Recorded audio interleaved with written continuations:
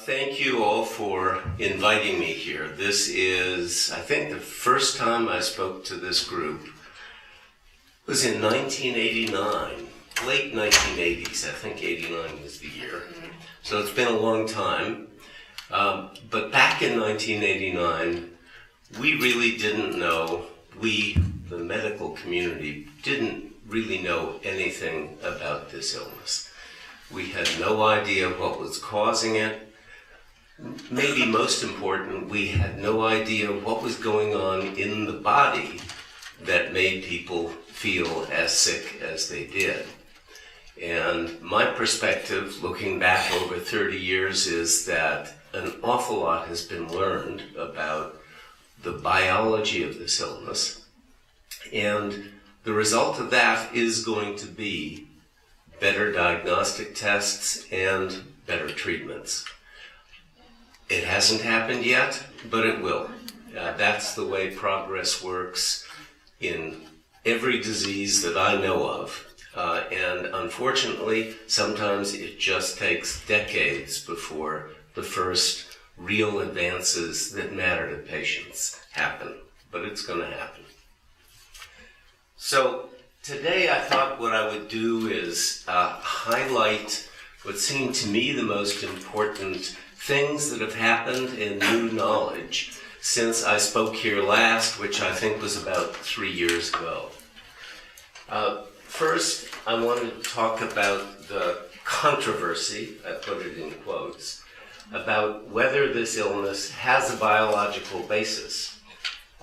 Because I think that controversy has greatly diminished, certainly since I first spoke to this group 30 years ago. And it's diminished because of research, because so much has been learned. Equally important, in recent years, several authoritative institutions have come to appreciate that ME/CFS is in fact a disease with an underlying set of biological abnormalities. And important new research since I last spoke here several years ago only reinforces what I said then. There's growing global scientific interest in this illness. At the Fort Lauderdale conference last week, there were close to 300 scientists from all over the world who were attending, and in their home nations, there was a lot of interest in this illness. That wasn't true 20, 30 years ago. Just before that, 2 weeks ago today, I was in Tokyo because in Japan, there is a lot of interest in the broader problem of fatigue, but a growing interest specifically in ME/CFS. That conference in Japan was attended by some of the top neurologists in Japan, and their interest in expanding research there, particularly neurologic research, was very great. So what is this controversy I'm referring to? Well, I mean, the easiest way of describing it is ME/CFS real? And that's a question that people asked, is it a real illness, 30 years ago? And what they meant was that it was defined at the time, and still, by a set of symptoms. So since any person can say, I have these 5 symptoms, and there's no way to verify whether a person has symptoms, what people were asking is there any evidence that of underlying measurable objective abnormalities in the body in people with this illness? That, if you could find such objective biological abnormalities, then you'd have a, quotes, real illness. That's what people were saying 30 years ago, and they were right to say that. But I think that has now been answered 30 years later, and we know, and I'm going to summarize just a few of them, of the biological abnormalities, the objective abnormalities that there are. And we also can address the question of whether these abnormalities could theoretically explain the symptoms of the illness. And in fact, if they theoretically can, do they, in fact, correlate with the symptoms? And I think if that's a little obscure as I say it now, you'll see what I'm getting at with a few examples. A very important year for ME/CFS was last year, because it began early in February, if I remember, of 2015, with a report of the Institute of Medicine of the National Academy of Sciences. They had been asked, the Institute of Medicine takes controversial, important issues and goes through in a dogged, systematic way all of the published scientific literature on those topics and comes to their own conclusion as to what the situation is. I've been a part of that process a number of times, but I wasn't part of this one. But there, a group of experts reviewed over 9,000 published scientific articles on ME/CFS in the scientific literature. And they concluded that this is indeed a biologically based illness. They proposed a new case definition and name, which I won't discuss today. But to me, the most important part of their long 300-page report was the evidence they marshaled that this is an illness, like most, quotes, real diseases, that has an underlying set of biological abnormalities. On the heels of that, the National Institutes of Health came to a similar conclusion following a conference it dedicated to this subject. And then in late 2015, the director of the National Institutes of Health, Dr. Francis Collins, announced an expanded program of research at the NIH, both on the NIH campus itself as well as extramural grants, as they're called, for academic institutions around the country and indeed around the world. The Centers for Disease Control, with its funding restored, as Charmian mentioned, has announced a program for enhanced education of the community, both doctors and patients, and continues its own on-campus research activities. Another important part of the Institute of Medicine report was their quoting of the figures of 800,000 to 2.5 million Americans who have ME/CFS, and an estimate that the direct and the indirect economic costs to the United States each year are between 17 and 24 billion dollars. Those figures largely come from studies done at the CDC, but they make it clear to a lot of people who had not been previously aware of it that this is an important disease just in terms of the number of people affected and the implications for the economy of that lost productivity.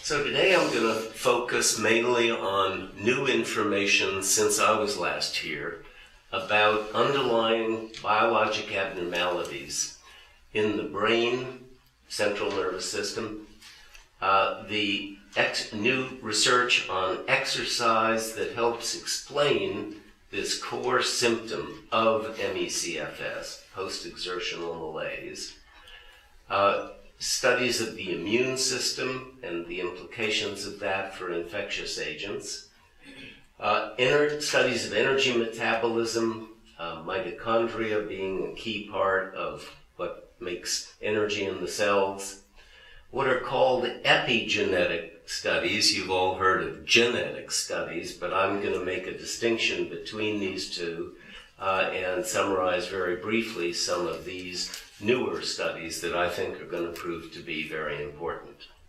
And then finally, I'm going to put before you a new hypothesis that I think is emerging about what may be the cause of the symptoms of this illness in many, if not all, of the patients.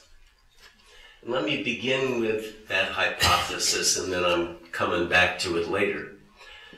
The hypothesis is simple, and in fact, in my very first talk here in, I think, 1989, I said I speculated, but there was really no way at that time to study it.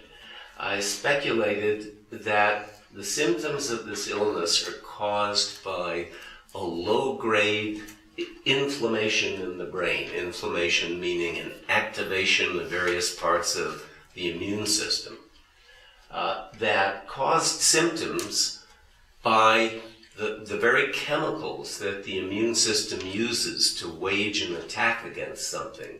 Those chemicals, when they're in the brain, affect the brain cells in such a way that they cause the symptoms, all of the symptoms that we recognize as part of ME/CFS. And I further speculated that this connection between the brain and the immune system in this illness might even be connected to the gut, although that was a very vague reference because our knowledge of that was very vague. So I'm going to come back to this in more detail in a moment, but let me just summarize the idea, and then I think you'll see the idea coming out as I show you some of the latest research. I believe, this is my hypothesis, I'm making it clear here that none of this is proved, but also there's a lot of evidence out there that makes it plausible. That's the point I'm making. I think this illness can be triggered by different factors. I have never believed that a single novel factor, like an environmental toxin or a new infectious agent, would explain all cases of this illness. I think there are different factors that can trigger it, but all of those factors end up causing one final thing, which is a low-grade inflammation in the brain. And that inflammation causes the symptoms of the illness. Now that inflammation, what causes it? Well, the most obvious theoretical cause would be an infection inside the brain that the immune system is constantly attacking, particularly an infection that the immune system could never fully eradicate. It could go to war, but it could never win the war. That remains a very real possibility for at least some cases of this illness. You can also have what are called autoimmune diseases, where the immune system starts doing what it's not supposed to do, which is attack the body itself. Our immune system was given to us to fight off foreign things like infectious agents that enter our body and can damage us, and the immune system tries to wipe them out. But there are some diseases in which the immune system actually attacks parts of the body itself, nothing foreign, us. And those autoimmune processes could be occurring inside the brain, even if there's no infection in the brain and causing the same set of symptoms. But the most interesting new possibility in the last 5 years or so is the possibility that infections or low-grade inflammation outside the brain, elsewhere in the body, can somehow cause the brain to have low-level inflammation. And I'm going to describe later how we're coming to realize that can happen and how it could explain some of the symptoms of this illness. All right, so let me start with studies of the brain. There are many different ways of studying the brain. The brain is a hard thing to study because it's enclosed inside this very hard shell of bone, and you don't want to poke around in the brain of people to study the diseases they might have in their brain. You're willing to do that in the liver of someone who's got a sort of big liver, for instance, or in the lymph node of someone in the neck that's swollen. You'll poke around with that and take it out and study it under the microscope. You're not going to do that with the brain. So how do you find out what's happening in the brain without hurting people? Well, there's all sorts of ways of doing that now that weren't true when I began medicine, and were just becoming true the first time I talked to this group.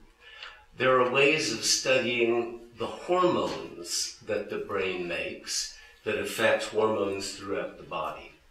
Obviously, there are ways, have been for many years, of studying how well people are thinking. Intelligence, capacity to think, is really a very complicated thing. It has many parts, and neuropsychologists are getting better and better at studying the different aspects of cognition and finding out what's okay and what's not okay in people with ME/CFS. The autonomic nervous system is a part of the nervous system that it's directed by the brain, but it travels throughout the body, and it affects our body's vital functions like body temperature, heartbeat, breathing rate, the movement of our gut, and it can be studied formally and has been found to be impaired in many patients, in many studies, most patients with ME/CFS. We can look inside the brain with MRI scans, which you've heard about, and with SPECT scans and PET scans, which you may or may not have heard about. And we can also look inside the brain by studying brain waves through a technique called EEG, or electroencephalography. And all of these different ways of looking at the brain have shown that people with ME/CFS, as a group, have abnormalities that are not found in healthy people, and in many cases not found in people with other physical or fatiguing illnesses like multiple sclerosis or heart failure, diabetes, other diseases that cause fatigue. Here is a study of using MRI of the gray matter of the brain. A large component of the brain, the cells of the neurons, and they compared in women, both young women and older women, the amount of gray matter in the brain in healthy individuals in green and in patients with ME/CFS in red-orange. And as you can see, there's a clear difference here, a measurable, objective difference between the patients with ME/CFS and healthy individuals. This is a SPECT scan from a patient who was having a terrible flare-up of ME/CFS. SPECT scan measures a radionuclide signal. You inject a very slightly radioactive substance into the blood. It travels to the brain, and you can see the signal, this yellow stuff here, as the blood carrying that radioactive substance reaches the brain. But what you see in this scan is that on the left side of the brain, there's very little signal, much less than on the right side, and pretty much true throughout the entire left brain. This is not a permanent change. 3 weeks later, this patient was much better. The flare-up had subsided, and this had greatly improved, but it's an objective, measurable abnormality in the brain in a patient with ME/CFS. And many studies now have found, of hundreds of patients with ME/CFS, have found that that kind of SPECT scan shows clear differences between patients and healthy individuals. There are new ways of studying what's called connectivity between different regions of the brain. Our brains obviously are extremely complicated things that are full of different little specialized areas that talk to each other all the time. We've developed techniques that allow us to say, when this region here should be talking to this region here, is it? Or is it not? And those are called connectivity studies. You can look at connectivity through several different techniques of measuring the brain. At the Fort Lauderdale conference, there were two different ways of looking at connectivity that were reported. One used PET scans and found that when patients with ME/CFS and healthy people are challenged with a cognitive test, like multiply two numbers together, I forget what test they used, that you can see problems with connectivity in the brains of most in that study, patients with ME/CFS that are not there in the healthy individuals. Similarly, a brainwave study, EEG study, done in Chicago, found similar connectivity problems in the brains of patients with ME/CFS. I think actually the first study of connectivity was one that Dr. Frank Duffy, my colleague here at Children's Hospital, and I did and published in 2011. But all of the studies of connectivity have shown the same thing, that the patients with this illness are measurably different than healthy people. So in summary, many studies, there are close to 1,000 published, scientifically peer-reviewed studies of the brain in patients with ME/CFS. And they all say something is wrong. That is, collectively, they all say something is wrong. They do not say that this is a problem that's permanent or progressive.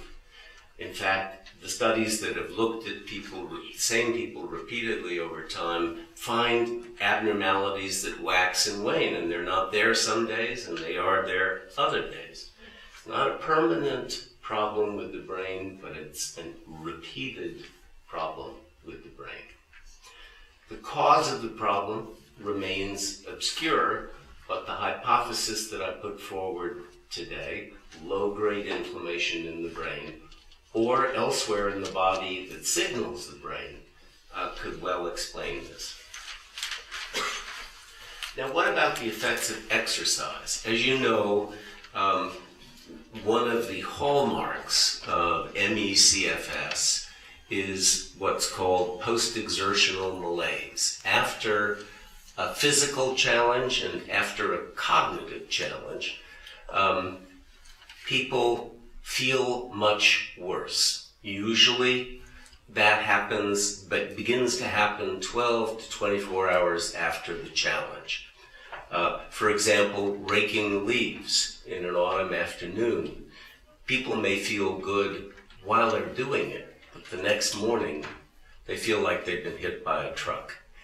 That phenomenon is very unusual in medicine. It was one of the features of this illness that interested me very early on, but we really didn't know what caused it. But now there are many studies of what happens to the body during exercise in people with ME/CFS that are beginning to shed light on it. We now know from studies of muscle in patients with ME/CFS that there is a phenomenon, and fibromyalgia, by the way, there is a phenomenon called central sensitization, where the pain threshold is decreased. If I push on a part of your body with a certain amount of force, you are more likely to feel pain from that if you're a patient with ME/CFS than someone without ME/CFS. And I can show this by pushing with a very carefully measured amount of force. You're more sensitive to pain. There is something called oxidative and nitrositive stress. It's a biochemical phenomenon. It is much more prominent in the muscles of people with ME/CFS, muscles and brain, where it's been best measured. Dysfunction of the mitochondria. I'm going to come back to this when I talk about energy metabolism, and I'm going to come back to this as well. But what I'm saying is that when those muscles feel weak and hurt, there are now measurable, objective, biological explanations for why that happens, whereas 20, 30 years ago, no one else but you could really verify that you hurt, and that there was a good reason for why you hurt. Here are some data. People with ME/CFS, when they exercise, develop higher levels of acid in their muscles than people who are healthy. Acid levels are measured by pH. This is a little paradoxical here. The lower your pH, the higher the acid levels. Here are the muscles pH of people with ME/CFS and healthy control subjects at rest. In this study, no difference at rest. But after maximum exercise, you can see that the pH goes way down, which means the acid goes way up in ME/CFS patients than in healthy control subjects. Here is, I spoke a minute ago about oxidative stress. Forget what it means. It is a measurable biological thing. And here it's being measured by measuring these particular molecules. And there are two groups here. There are patients with ME/CFS who began with an acute infection and those who did not begin with an acute infection. And these two groups are shown up here. Healthy individuals are shown here. You can see there's a clear difference between the ME/CFS patients and the healthy controls. Here's another remarkable new finding, and I'm going to come back to that a little bit later. During exercise, there is some evidence that bacteria that live in the gut enter the bloodstream.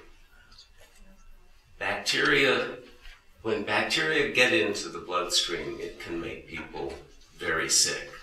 It appears to be a transient phenomenon that doesn't cause people to be very sick in ME/CFS, but it is measurable, and here is a measurement of it.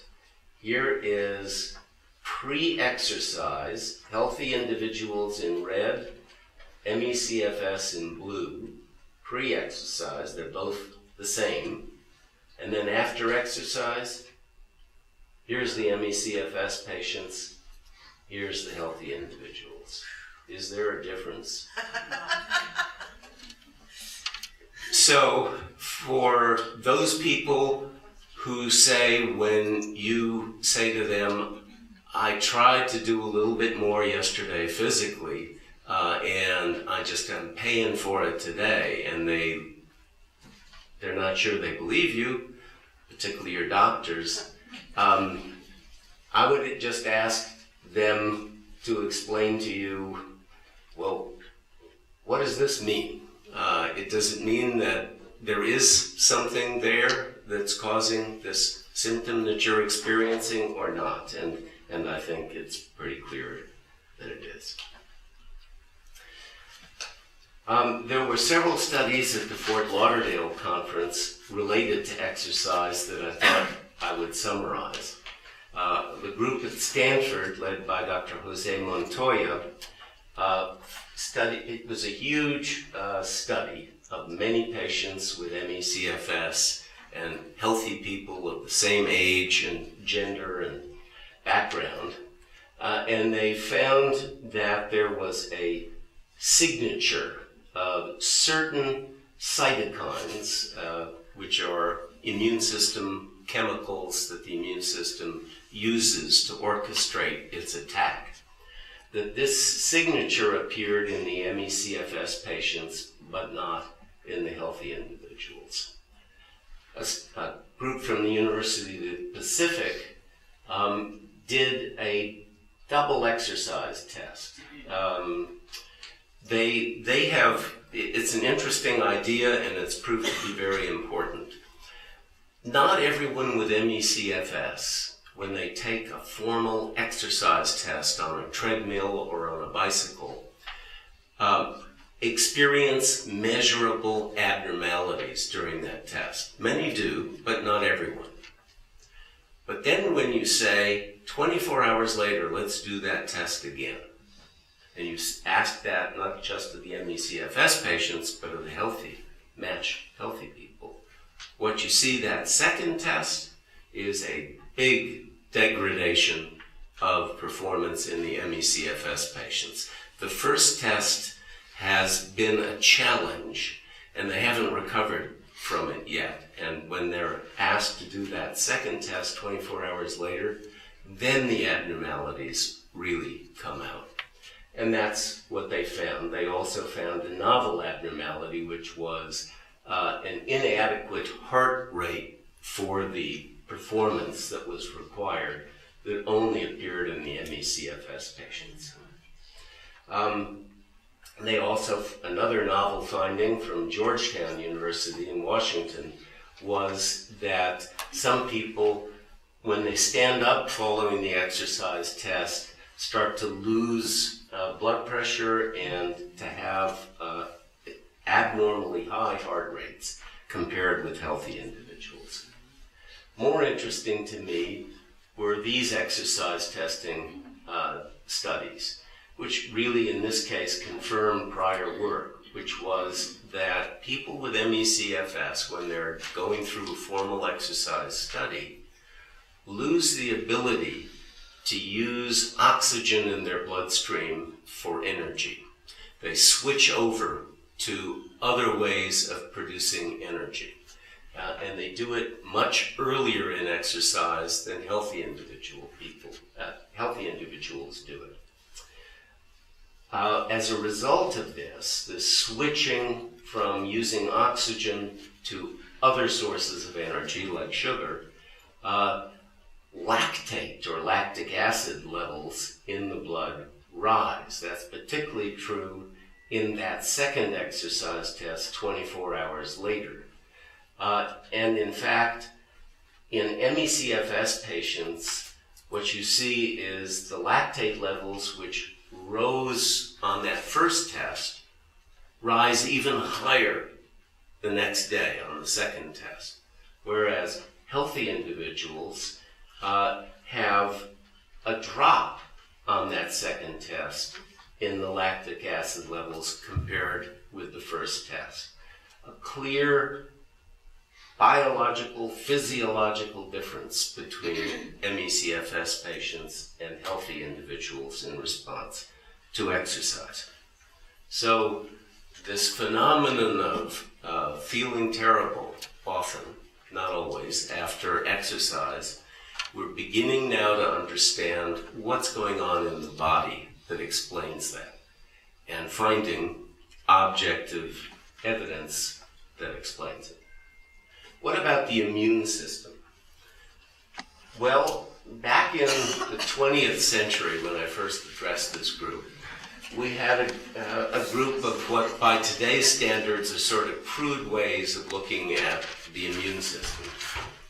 And what we found, what you heard me say then, is that certain kinds of immune system cells, called cytotoxic T cells, appear activated, like they're at war against something, much more often in ME/CFS.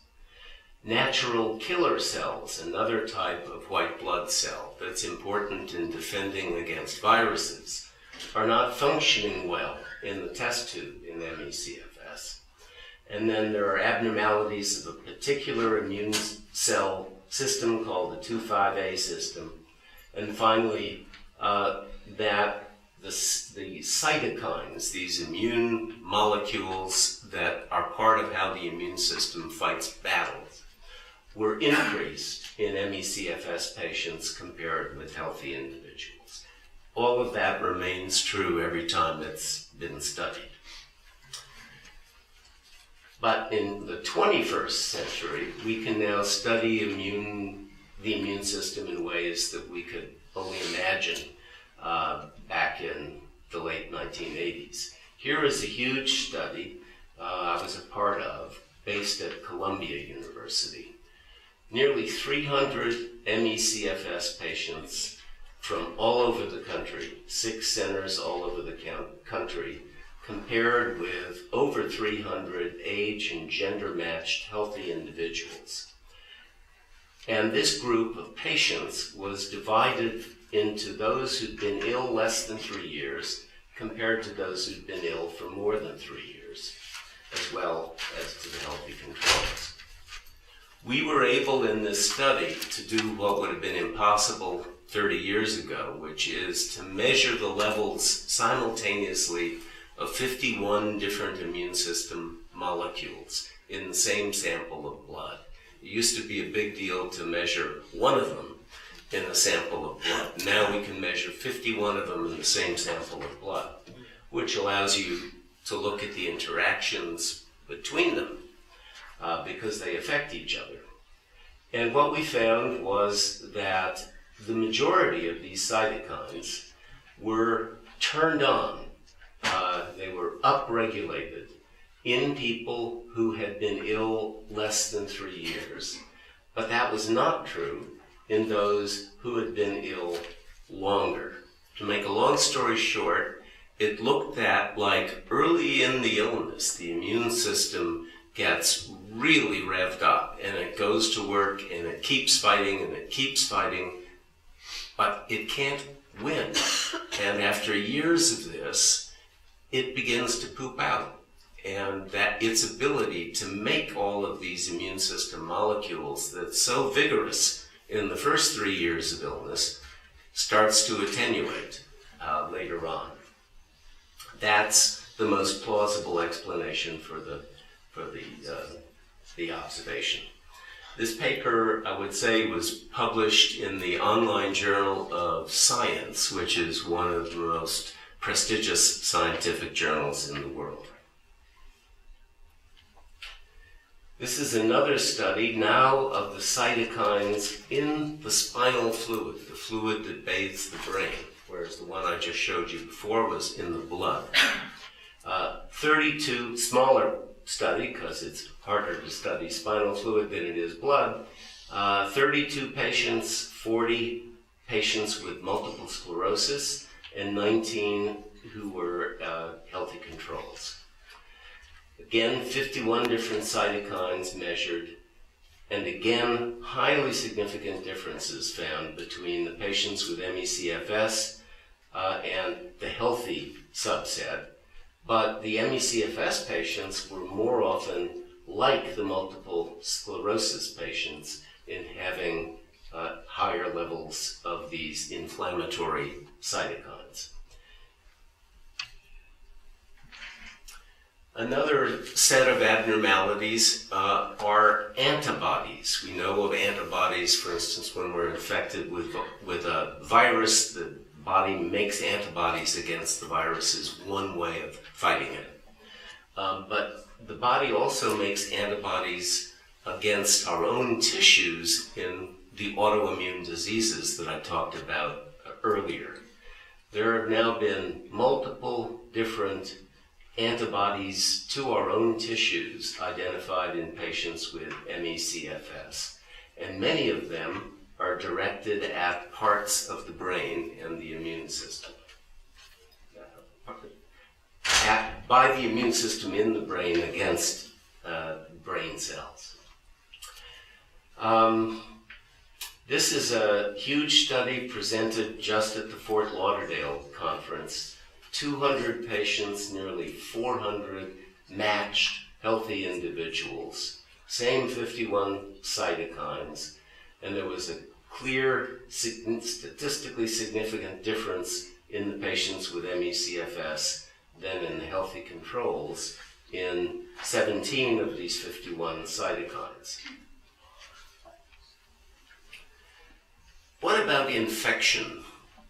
Whenever you talk about the immune system going on the attack, you think obviously about the possibility that it's trying to attack some infectious agent, because that's one of the reasons the immune system was given to us. Here is my current view on the role of infection in this illness. I think there is now solid evidence that the illness can follow a new infection. It's been best documented with certain infectious agents, but it's been, in my opinion, clearly documented. So it's clear that certain infectious agents can trigger this illness, can get it going. What is less clear is whether those same infectious agents keep the illness going, perpetuate the illness. This has not been proven. It's certainly plausible, but it has not yet been proven. It is true that several of the agents we know can trigger the illness. We also know those agents cannot be fully eradicated from our bodies by the immune system. Once they're in us for life, and they're there to elicit an attack by the immune system for the rest of our life. So it's very plausible to imagine that people with ME/CFS, some people with ME/CFS, may remain sick because the same triggering infectious agent remains in them and keeps eliciting an immune attack that makes them feel sick, but doesn't eradicate the infection. So the immune system in this illness, it's clear that many parts of the immune system have been activated, particularly earlier in the course of the illness. What's unclear is whether what's activating the immune system are infectious agents, but in some cases that appears to be true. And finally, this activation, when it occurs in or near the brain and the nerves that enter the brain from the rest of the body, could explain many of the symptoms of the illness, as I'll describe shortly. Epigenetic studies. I talked earlier about the distinction between epigenetic and genetic studies. Genetic studies we know. Our cells are filled with genes. The genes are what direct what happens in our body. And they direct it by making certain proteins. When a gene that we inherit is mutated, then that gene, there's a structural defect in the gene, which leads to a structural defect in the protein made by that gene.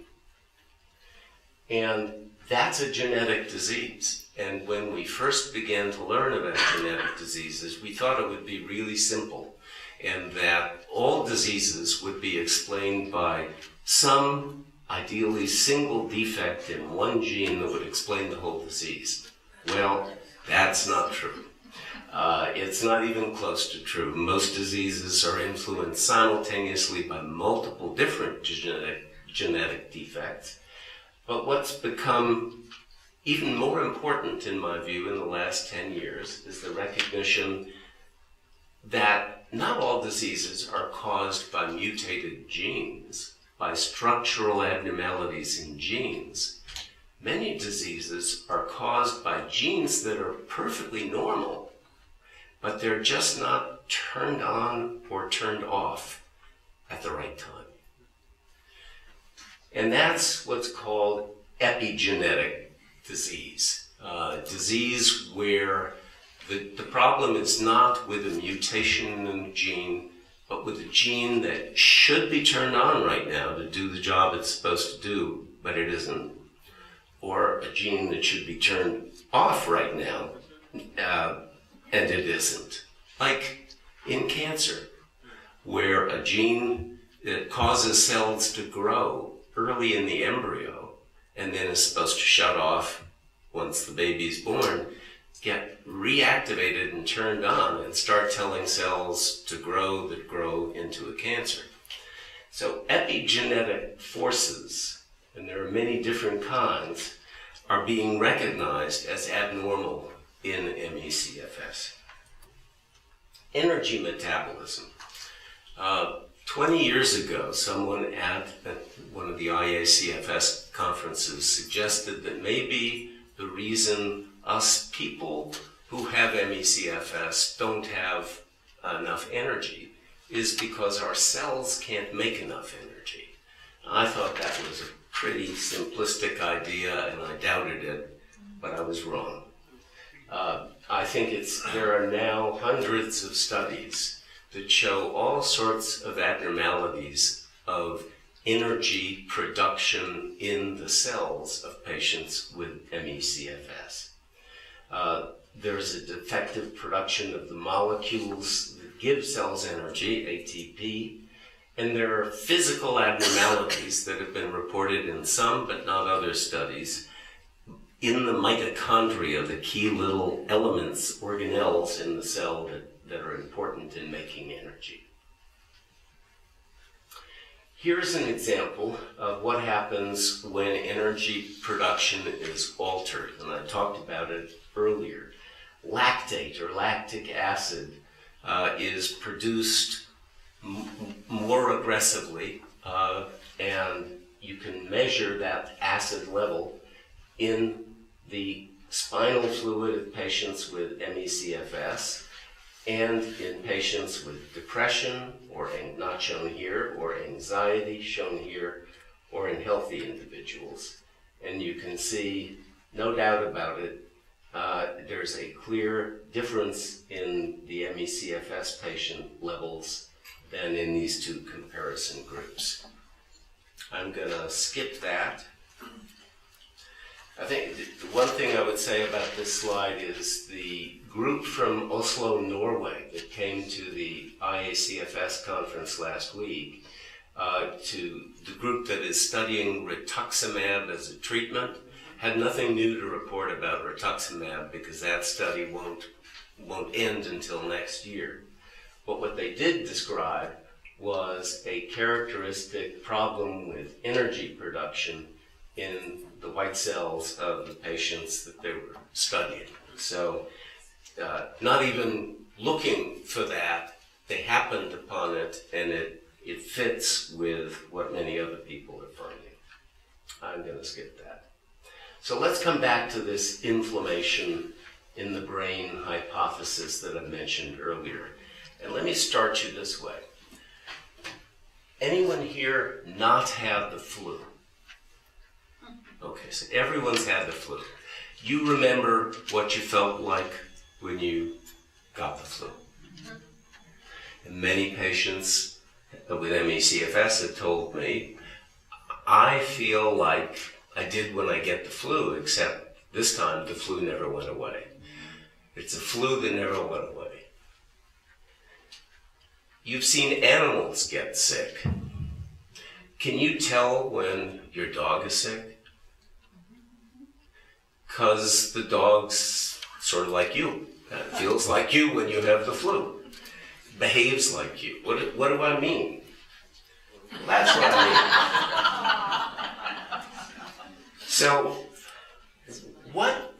now the flu is a virus that gets into our lungs, gets into some other parts of our body, but never gets into the brain, or rarely gets into the brain.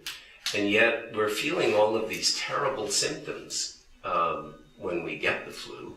And those symptoms are experienced in the brain. So what, if the virus isn't in the brain, what's causing it? And what's causing that same thing in this dog? It's called sickness behavior. And in the last 10, 20 years, we've begun to understand that this is, through evolution, something that is true of nearly every animal that's ever been studied. That when they get sick, you can tell it. Because you recognize in them, even a worm, when a worm gets sick, and it's been like this in the dish, and now it's like, you can tell the worm is sick. What's happening? Well, what's happening is that inflammation in the body sends, forget all these words, I'm going to make it simpler. If inflammation in the body sends signals to the nerve endings, wherever that inflammation is. And those signals travel to the brain. How do they do that? They do it through the blood, but more interestingly, they do it through the nerves. If, for example, there's an infection outside the brain, like in the gut, that triggers inflammation somewhere in the body, the nerves in that area pick that up and they send a signal up this big nerve, the vagus nerve, that goes from all over the body up into the brain. And in the brain, those signals cause a sort of a low-grade, low-level inflammation in the brain. So even though there's nothing directly in the brain that's sick, the sickness is down here, the brain learns to feel sick. And that sickness behavior is physiologically directed. Now, what might be directing that? It could be any kind of regular infection anywhere in the body that doesn't go away. Could be sending those constant signals to the brain that lead you to constantly feel sick. And in fact, in people, for instance, with tuberculosis, before there was any antibiotics to cure tuberculosis, for the rest of their lives until they died, they felt just sick every day, and this is what was doing it. These signals from the lungs where the tuberculosis was were going through the nerve, getting into the brain, and making the brain feel sick. In the last 10 years, we've learned about a whole new thing in human disease called the microbiome. We've known for a century that we have living on us and inside us zillions of microbes, bacteria, viruses, fungi. And we know that now and then those microbes could make us really sick, but most of the time we assume they're just there. They're along for the ride. They're maybe getting some benefits from us. They're not hurting us. But what we've learned in the last 10 years, particularly about the bugs, the bacteria that are in our guts all the time since birth, is that those bacteria can really profoundly affect our health. For one thing, there's about 10 times as many of their cells as our own cells. And we have a lot. We have 13 trillion cells. But they have 130 trillion of them. And even more important, we have about 22,000 genes. Between all these bacteria, they have something on the order of 5 to 8 million genes compared with our 22,000. And all of those genes can make proteins, and many of those proteins can find their way into our bloodstream and travel throughout our body and affect our physiology. So we are now learning that these microbes that live in our gut and elsewhere, most of the studies of the gut, can profoundly affect our health. They can make hormones and brain neurotransmitters just like the cells of our brain, and those things in the gut can reach the brain. They can make the molecules of inflammation, and they can cause the gut cells to make inflammation molecules. That inflammation can cause the gut to start to become leaky and allow bacteria that live inside the gut to get through the wall of the gut into the bloodstream, into the body, and I showed you an example of that post-exercise in ME/CFS patients just a minute ago. And now it fits. If you had showed me that picture I showed you earlier 10 years ago, I don't believe it. Because there's no mechanism. We know our gut is built to keep those bacteria from getting into the bloodstream.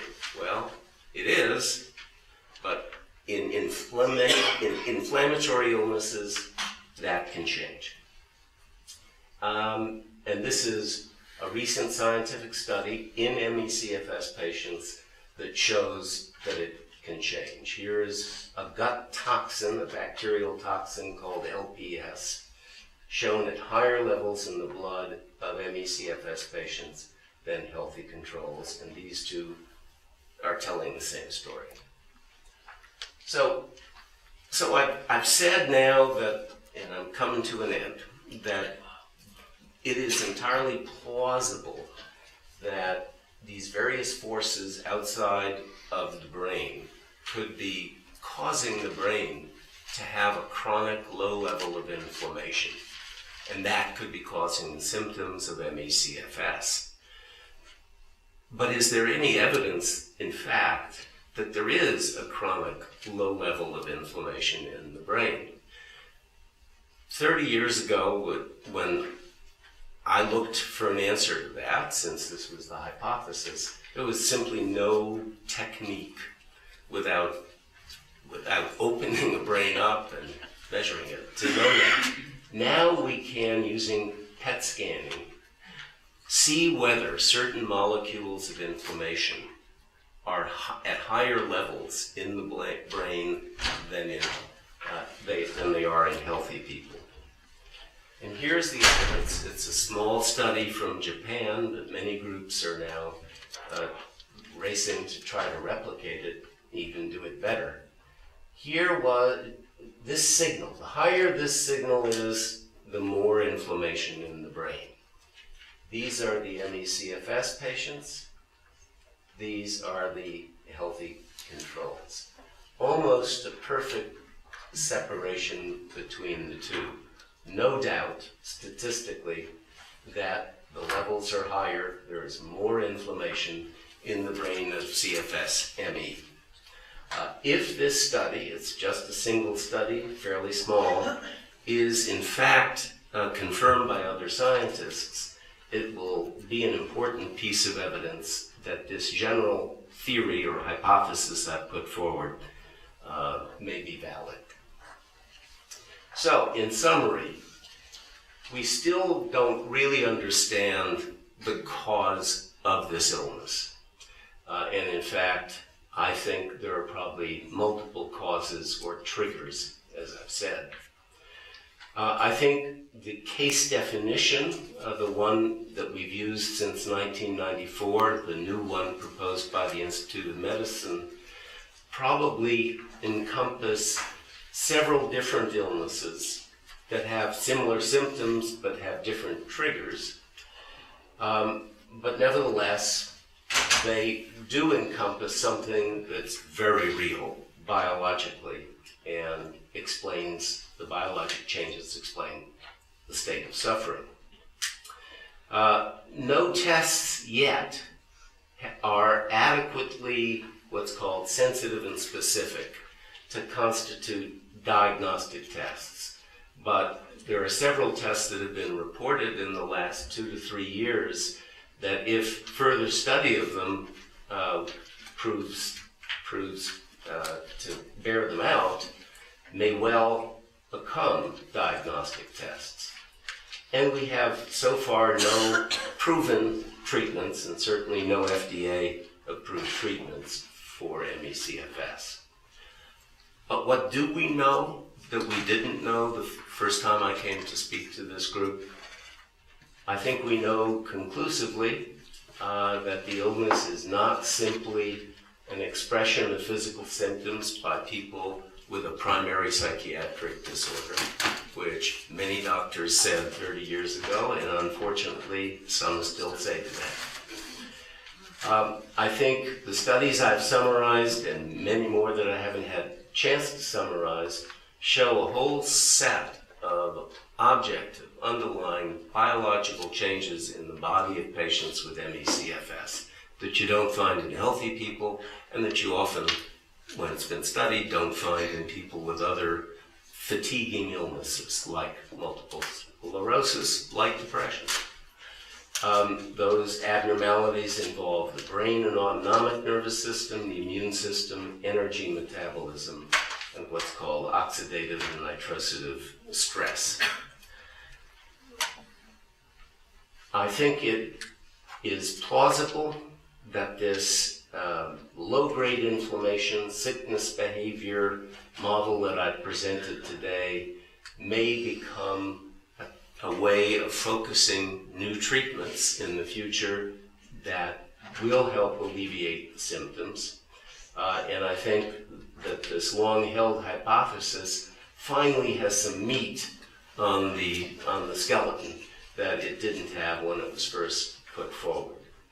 And the interesting possibility, it's just a possibility, that the gut microbiome may be a trigger for this illness in many patients is encouraging, because if it's true, then at least theoretically, by altering the levels of different bacteria in the gut through probiotics, very fancy 21st century probiotics, you might be able to significantly improve the symptoms of the illness.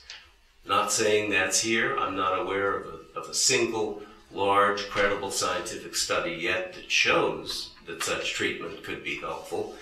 But theoretically, from what we're learning about the microbiome, it's another possibility that wasn't even on the radar screen 5 years ago. So we've learned a lot in 30 years, and I believe that that learning curve is going to lead to much better diagnostic tests and much better treatments in the future.